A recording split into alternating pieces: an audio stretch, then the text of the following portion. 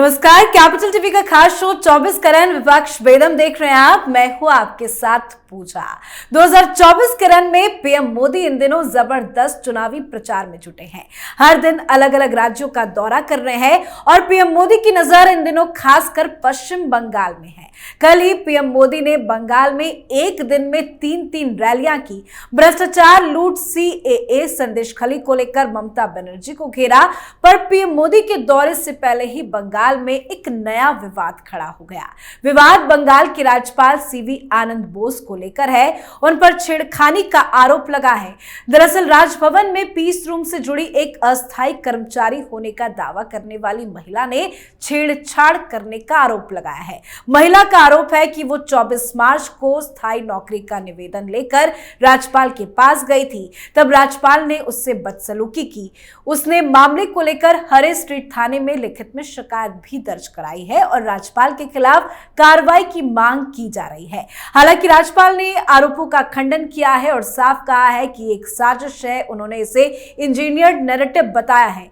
तो आरोप सही है या कोई साजिश, बताएंगे आपको। चर्चा के लिए मेरे साथ स्टूडियो में मौजूद हैं कैपिटल टीवी के editor in chief doctor Manish Kumar और एग्जीक्यूटिव एडिटर राजीव जी। सर, आप दोनों का बहुत बहुत स्वागत है। धन्यवाद। पीएम मोदी के दौरे से पहले ये नया विवाद जो खड़ा हुआ है, ये आरोप जो लगा रही है अस्थायी कर्मचारी महिला, वो आरोप सही है या कोई साजिश रची जा रही है? देखिए, आरोप महिला ने लगाया है।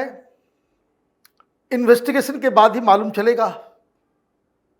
कोई we can not jump to a conclusion कि आरोप सही है या गलत है। लेकिन जो प्रेसिडेंस है, जिस तरह की राजनीति बंगाल में हो रही है, तो इससे बाकायदा हम अलहदा नहीं हो सकते कि ये एक साजिश है। अब क्योंकि ये पहली बार ऐसा नहीं हो रहा है। क्या है इसका पॉलिटिकल खेल? क्यों उठाया गया है मामला? अगर ये राजनीति है तो ये राजनीति कितनी शर्मनाक और कितनी घटिया है। कई सारे इसके प्रोज और कॉन्स हैं और एक से बढ़कर एक दिमागदार लोग हर पॉलिटिकल पार्टी में बैठे हुए होते हैं। दे एग्जैक्टली नो कि अगर गवर्नर के ऊपर हम कोई आरोप लगाएंगे तो अभी ना इन्वेस्टिगेशन होगा, ना गिरफ्तारी होगी, ना पुलिस जा सकती, ना कुछ हो सकता, क्योंकि गवर्नर को इम्यूनिटी है। जब तक इलेक्शन रहेगा हम इस चीज को ढोल पीटते रहेंगे। क्यों पीटना आवश्यक है?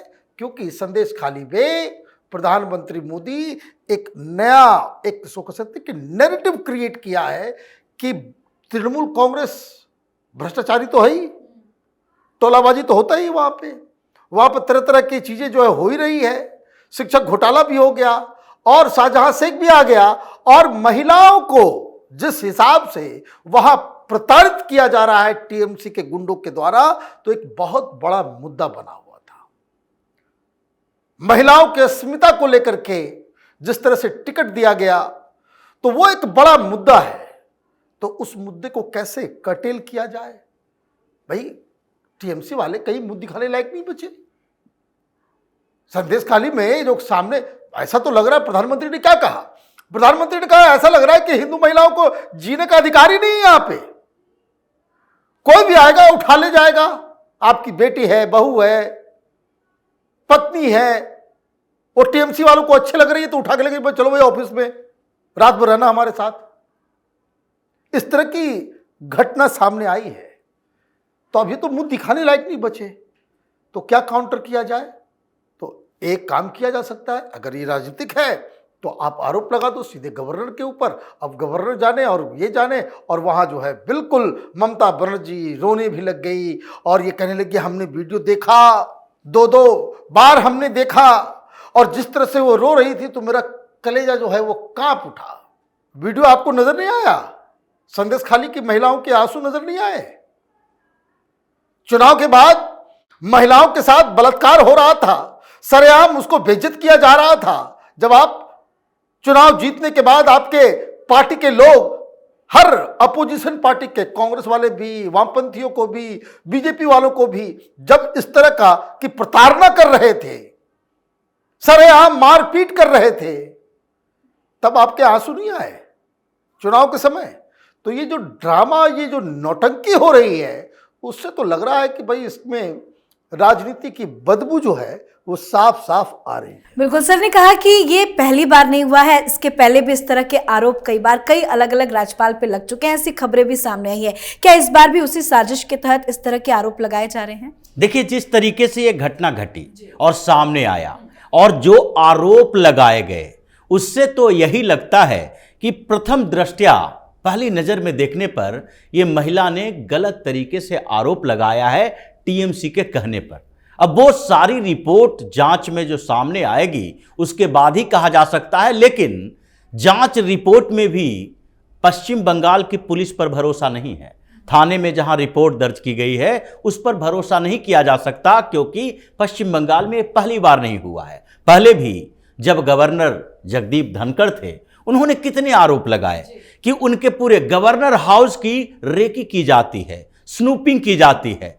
पश्चिम बंगाल पुलिस के जो वहां पर कर्मचारी हैं वो भी हमारा जासूसी करते हैं। यहां तक कि गवर्नर हाउस में काम करने वाले पश्चिम बंगाल सरकार के एम्प्लॉय, जिसे ममता बनर्जी की सरकार ने वहां पर भेजा है, वो लोग भी फाइल उठाकर वहां से ले जाते हैं। ऐसे गंभीर आरोप जगदीप धनखड़ भी लगा चुके हैं। और गवर्नर हाउस से पश्चिम बंगाल की सरकार का जो 36 का आंकड़ा है वो आज से नहीं है, क्योंकि वहां पर सरकार टीएमसी की है। ममता बनर्जी ने आंख बंद कर लिया है कि किसी तरीके से सत्ता में बने रहना है, और इसके लिए खुली छूट दे रखी है पश्चिम बंगाल में टीएमसी के गुंडों को।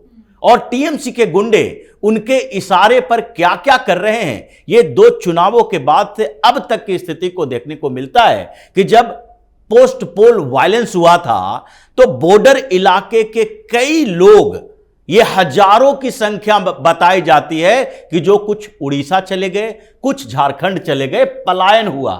हजारों की संख्या में परिवारों का पलायन हुआ वहां से, क्योंकि इनके गुंडों ने हत्याएं की, लूटपाट की, बलात्कार किया। अब जो संदेश खली का मामला आया शाहजहां केस का, उसमें शाहजहां शेख ने जो गुंडागर्दी की, उसमें पीएम मोदी के साथ साथ अभी जो गवर्नर हैं आनंद बोस, वो लगातार संदेश खली गए, वहां के लोगों को बताया कि तुम्हें डरने की जरूरत नहीं है, तुम आगे बढ़ सकते हो, हम तुम्हारे साथ हैं, क्योंकि सरकार तुम्हारे साथ नहीं हो सकती है। यहां की सरकार, पुलिस सब बिकी हुई है।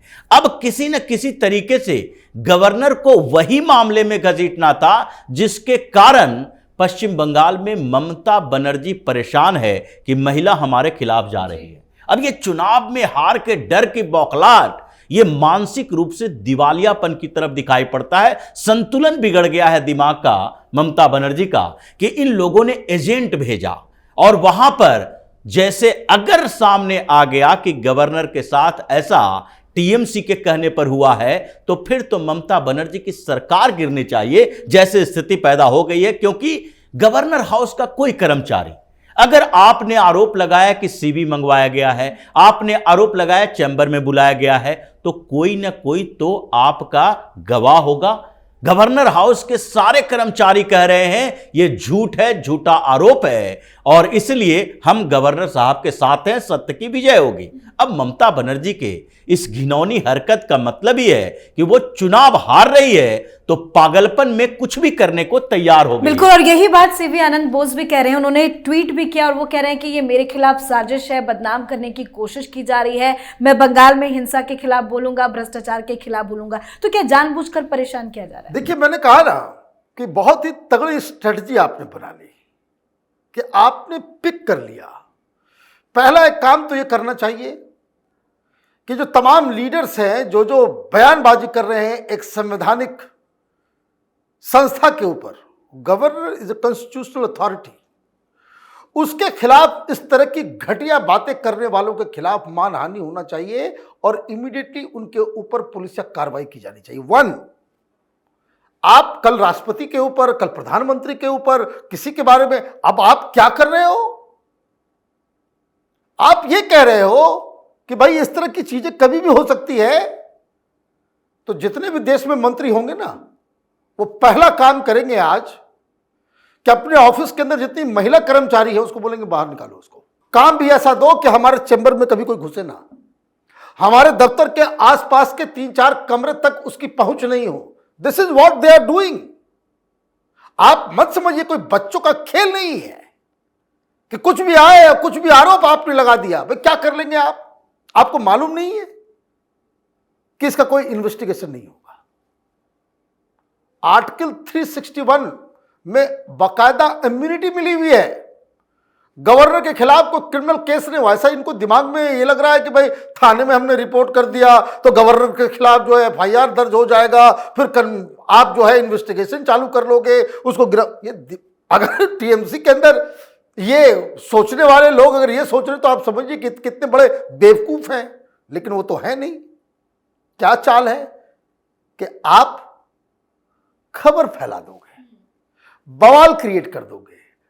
जैसा कि इम्यूनिटी मिला हुआ है, न इन्वेस्टिगेशन होगा न कुछ होगा।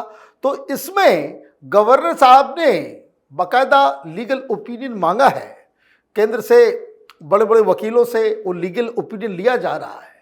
इसलिए पहला काम कि कोर्ट के अंदर इस तरह की रिपोर्टिंग, क्योंकि वहां पे लोकल बंगाली न्यूज़पेपर और बाकी सब जो है वो टीएमसी की भाषा, बस कुछ नहीं, भाई लग गया आरोप, भाई करना क्या है, हेडलाइन ही तो देना है कि गवर्नर के ऊपर ये आरोप, ममता बनर्जी ने कहा।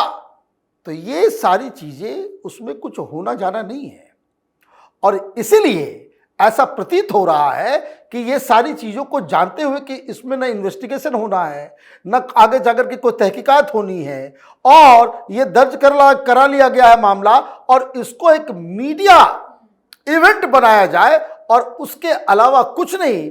इसी सोच, इसी रणनीति और इसी स्ट्रेटजी के तहत आपने टारगेट किया है कि ये जो महिलाओं के ऊपर बंगाल में अत्याचार हुआ है उस नैरेटिव को खत्म किया या तो बदनाम करने की कोशिश भी हो सकती है। लेकिन क्या इस पूरे मामले को लेकर सीवी आनंद बोस जो है वो शांत बैठेंगे? नहीं, बिल्कुल नहीं बैठेंगे। वो आगे का स्ट्रेटजी बना रहे हैं, क्या स्टेप उठाना है। लेकिन आरोप है, और आरोप के समय को देखिए। प्रधानमंत्री नरेंद्र मोदी का दौरा पश्चिम बंगाल में, वो गवर्नर हाउस के गेस्ट हाउस में रुकने वाले, और उससे पहले एक आरोप छेड़छाड़ का, ये छेड़छाड़ का आरोप सेक्सुअल हरासमेंट का आरोप है। इसमें सबूत की जरूरत नहीं होती है, बस ओरली आप एक आरोप लगा दो। क्योंकि आप क्या सबूत दोगे कि किस तरह का छेड़छाड़ किया, बदतमीजी की, आपको घूरा, आपके साथ छेड़छाड़ किया, आपको टच किया। इस तरह के आरोप जो होते हैं उसमें से 99% केसेस फर्जी पाए गए हैं अभी तक जितने कोर्ट में मामले गए हैं। इसलिए, और इसी के आधार पर ये जो छेड़छाड़ के आरोप पर कोर्ट ने कई ऐसे फैसले दिए जिसमें इन्वेस्टिगेशन अथॉरिटी को, पुलिस अधिकारियों को गिरफ्तारी के लिए पहले उसके सबूत निकालने की बात कही गई है। अब यहां तो गवर्नर के ऊपर आरोप है, और उस समय जबकि प्रधानमंत्री नरेंद्र मोदी वहां जाने वाले हैं, तो टीएमसी के लोगों को यह पता था, ममता बनर्जी को यह जानकारी है कि अब पीएम मोदी जब आएंगे तो संदेश खली का मामला उठेगा, वो महिलाओं के सम्मान की बात करेंगे। तो एक ऐसी बात कर दो कि पीएम मोदी जब बोले तो हम एक उन्हीं के द्वारा, ये भारतीय जनता पार्टी की सरकार केंद्र की सरकार नियुक्त करती है गवर्नर को, यानी कि उनके रिकमेंडेशन से राष्ट्रपति मनोनीत करती हैं, वहां गवर्नर बनाती हैं। तो इसका मतलब है कि हम सीधे टारगेट करेंगे कि देखिए इनके पास भी, इनके आसपास भी ऐसे लोग हैं जिनके ऊपर सेक्सुअल हरासमेंट का आरोप लगा है। ये आरोप और इसकी जांच, यानी कि जैसा डॉक्टर साहब ने कहा, इम्यूनिटी मिला हुआ है। ये जब तक अपने पद पर रहेंगे तब तक इनके खिलाफ जांच नहीं हो सकती, गिरफ्तार नहीं किया जा सकता। पद से हटने के बाद वो सब मामला सामने आएगा। लेकिन इस बीच तो चुनाव चल रहा है और चुनाव में इसका इस्तेमाल करना है, और इसीलिए गवर्नर लीगल एडवाइस ले रहे हैं कि उन नेताओं के खिलाफ जो सागरिका घोष जैसे, जो इनके सारे प्रवक्ता, ममता बनर्जी खुद जिस तरीके से आरोप के आधार पर आपने इसे पूरी तरीके से कल्प्रिट बता दिया और उनको आरोपी बता दिया, इस बात के लिए इनको सजा भुगतनी पड़ेगी। मतलब आरोप लगाना भारी पड़ता यहाँ पे नजर आ रहा है। बहुत बहुत धन्यवाद सर आप दोनों का। धन्यवाद। तो पश्चिम बंगाल में तीसरे चरण में 7 मई को 4 सीटों पर चुनाव होने हैं, पर चुनाव से पहले ये नया बवाल खड़ा हो गया है। पीएम मोदी के दौरे से पहले विवाद को जन्म दिया गया, राज्यपाल को बदनाम करने की कोशिश की जा रही है। इस पर सीवी आनंद बोस ने कहा है कि अगर कोई मुझे बदनाम करके कुछ चुनावी लाभ चाहता है तो भगवान उन्हें आशीर्वाद दे, लेकिन वो बंगाल में भ्रष्टाचार और हिंसा के खिलाफ मेरी लड़ाई को नहीं रोक सकते। तो जांच होनी चाहिए और साजिश है या आरोप में दम, इसका पता लगना चाहिए। इस पर आप अपनी राय कमेंट कर लिखें। देखते रहिए कैपिटल टीवी। नमस्कार।